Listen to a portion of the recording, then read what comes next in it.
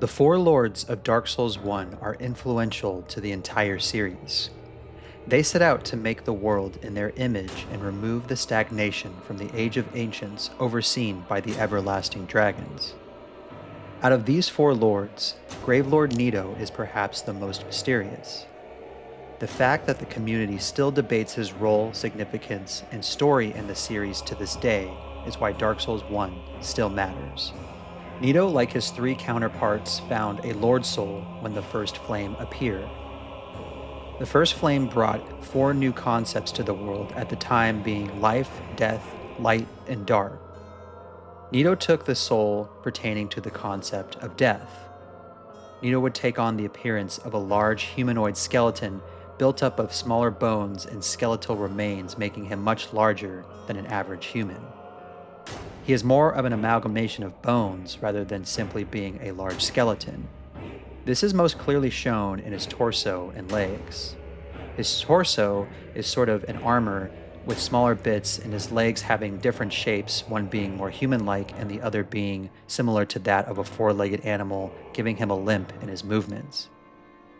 He is cloaked with a black magic that envelops his form when awakened, as we do when entering his boss arena. Perhaps his most distinguishing physical feature is his scythe arm. This arm seems to be a weapon formed to his arm rather than a weapon being held by a normal hand. Nito is described in the intro as the first of the dead, hence making him likely to be the very first living being to have died thanks to the introduction of the concept of death due to the birth of the First Flame. It is likely that Nito's collection of the soul of death caused him to die and return as the mass of skeletons we see in-game. His soul granted him the power of necromancy and the power to produce a miasma of death. According to the Gravelord's sword description, the miasma was a toxin that could essentially kill any living being. This power was even sought after by the occult based on the description of the effigy shield. Being able to use this miasma made Nito feared among any who might cross his path. The miasma was strong enough to even work on the everlasting dragons, as we see in the opening cutscene. What's interesting about the opening cutscene, as we do not see him working in tandem with the other lords. It looks like Nito is completely working alone without the aid of an army or followers, as we see Gwyn and the Witch of Izalith doing. Following the events of the war and victory of the lords, Nito would not go on to set his own land or rule through establishing government or culture. Instead, he would simply retreat to some of the deepest regions of Lordran, the Tomb of the Giants. He would spend the rest of the age slumbering in a state of death. This state would cause the Tomb of the Giants to fall under a complete and total darkness, as described through the Skull Lantern item description. Nito would still collaborate with the other lords by offering his domain as a resting place for their people. This can be shown in the number of skeletons of varying size we see in both the catacombs and the Tomb of the Giants.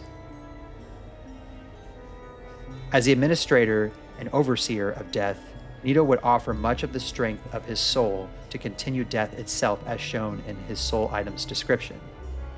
Following his slumber in the tomb, a covenant worshipping death and Nito would be established, known as the Gravelord's servants. These servants would go on to bring and spread death through the use of the Eyes of Death, luring victims into the world of the Gravelord's servants, further spreading Eyes of Death and Bane, according to the Eyes of Death description. Besides the miasma and the spread of death itself, Nito would also foster the creation of the Rite of Kindling. This rite allowed undead to create and use more Estus at bonfires. Clerics of the Way of White would predominantly use this ritual, but undead could perform the same process through the consumption of humanity. This process of transferring humanity to gain power or to feed the fire of the bonfires might be similar to how Nito was able to proliferate death through the use of power through his own soul. More power gain must be met with some sacrifice, in other words. The creation of the ritual also implies Nito was in on the continuation of fire by offering his power to the undead to make their journey easier to reset the next cycle of the world. Control over death itself was a tantalizing power to steal for many in Lordran, the most notable of which was a necromancer known as Pinwheel. He was able to steal both the Rite of Kindling and some of Nito's power, to further his own experiments and take leadership within the catacombs. Pinwheel's necromancer servants would take hold in the catacombs and begin resurrecting the dead. What's interesting is that Nito offered no retaliation and did not waver from his slumber. This behavior, while not the same, is somewhat reminiscent of the everlasting dragons who are indifferent to the ongoings of the world. Nito is indifferent and unchanged in his behavior and lack thereof, even after his power is stolen. Perhaps the slumber that Nito is in is what's keeping death present or in motion as it needs to be. However, this is purely speculation and not based off any in-game item descriptions.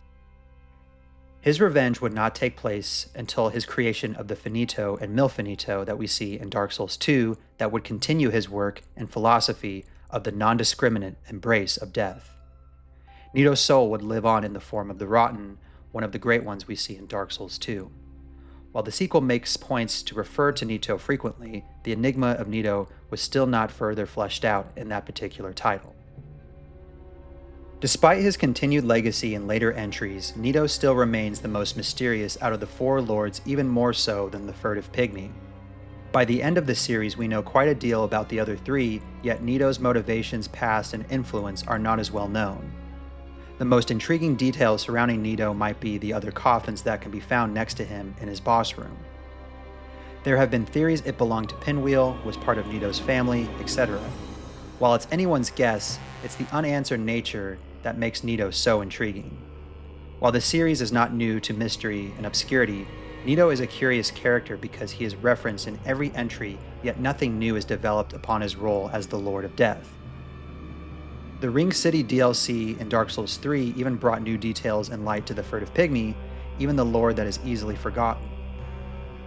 Based on the information from all three games, Nito comes across as the most easily forgotten in my opinion.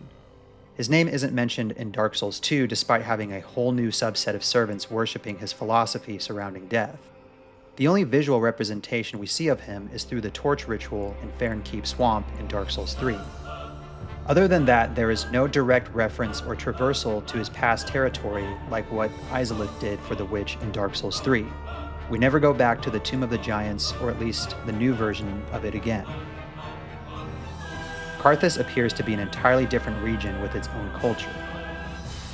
This is all to say that Nito is sort of left out of the lore in the Dark Souls sequels, further aiding his obscure nature. One way Nito can be read or interpreted from the lore is more of that of a force of nature, rather than an individual that gained power with their own motivations. Death itself is sort of a calm and mysterious quality which Nito exudes. His direct opposite, the Witch of Izalith, found the great soul of life, but she never really takes on this silent role that feeds and cultivates life. If anything, her whole nature goes awry with the creation of the demons. Nito remains unchanged, much like the ancient dragons, sort of acting like an overseeing subtle force than a direct influence on politics and culture like Gwyn and his family. Sure, his Gravelord servants do his bidding to an extent, but based on item descriptions, the servants seem more willing or sought to aid him out of their own volition rather than following commands based off of what is shown in the item descriptions. The Covenant seems to develop a worship of Nito by the people, which is directly opposite of everything Anor Londo and the Fire was for Gwyn and his family. The worship of Nito seems more like worshipping weather gods, appeasing them as more of an abstract concept rather than a physical person. There are no shrines or effigies in service to Nito either. If anything, there's more of a reverence for Pinwheel than anyone else in the catacombs. This difference is what makes Pinwheel such an interesting counterpart to Nito. Pinwheel craves the influence that Nito can cultivate without even lifting a finger. Nito is perhaps the most secure and content in his role as one of the lords. This goes back to the unchanged and unwavering demeanor he displays based on item descriptions and the opening cutscene. This could be further emphasized with his associated miracles having no direct classification. Gwyn is more associated with miracles out of any of the lords. The Witch and Pygmy have their associated fire and dark magic respectively, yet Nito's magic is something else entirely. Another interesting mechanical element of Nito is that we as the player can see and interact with him early with his Covenant by becoming a Gravelord servant. No other boss seems to have this mechanic, with the closest perhaps being Aldrich or Gwendolyn, but even then, we aren't interacting with them directly when offering the respective Covenant items. Seeing the boss and essentially working for him before eventually fighting him is a unique concept that would be welcome in future titles. This concept also further aids the notion of members choosing his covenant rather than direct religious influence or iconography. After 3 entries and countless lore discussions, Nito is arguably the most enigmatic of the lords, or that of any major boss in Dark Souls. While his implementation is simple and concise, it still captures the attention of lore enthusiasts. It's characters like Nito that can be discussed to this day with such curiosity and depth is why Dark Souls 1 still matters. Thanks for watching. What are your thoughts and theories on Nito and his portrayal or lack thereof in the series? I'd love to hear your thoughts in the comments below. If you are new to the channel, consider subscribing if you enjoy my thoughts on the Souls series as well as other prominent titles from time to time. Thank you for watching, and remember, death is equitable and accepting. We will all one day be welcomed by her embrace. Take care.